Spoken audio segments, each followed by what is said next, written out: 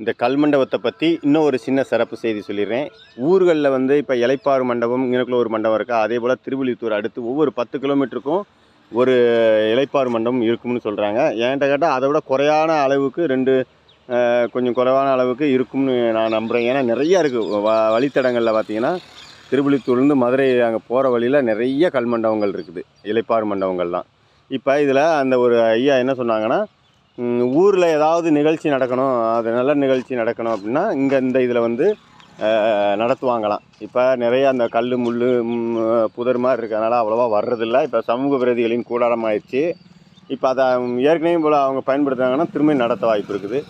அதே போல் இதில் இந்த வந்து பிள்ளைங்க டிஎன்பிசி படிக்கிறவங்க அந்த பையங்கள்லாம் நிறையா உட்காந்து இங்கே தான் படிப்பாங்களாம். அதேமாதிரி ஊரில் ஏதாவது நிகழ்ச்சிகள் நடத்தணுன்னா இதில் நல்லா நிகழ்ச்சிகள் சாப்பாடு போட எல்லாமே நிகழ்த்துறதுக்கு இது நடக்குங்கிறது.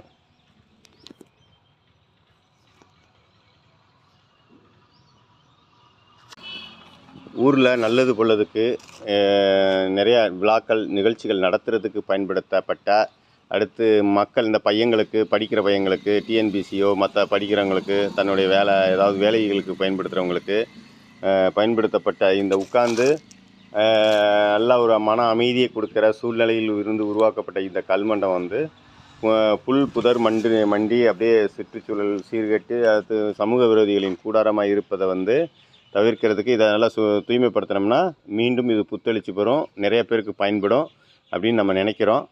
பாருங்கள்,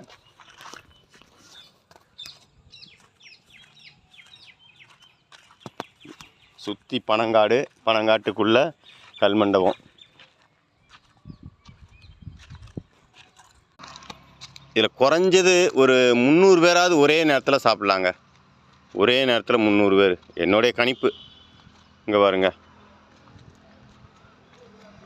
இதில் ஒரு 40 பேர், இதில் ஒரு 40 பேர், இந்த பக்கம் ஒரு 80 பேர், 160 பேர், அங்கிட்டு ஒரு 40 80 பேர், குறைஞ்சது 300 பேர் ஒரே நேரத்தில் சாப்பிட்றது அளவுக்கு நல்ல வாய்ப்பு இருக்குது.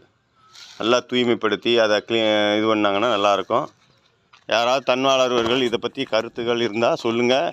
இந்த மாதிரி நம்ம வந்து நமது தொன்மைகளை பழமைகளை முன்னோர்கள் செய்து வைத்த அந்த நோக்கங்களை வந்து நிறைவேற்றுவோம். நன்றி, வணக்கம்.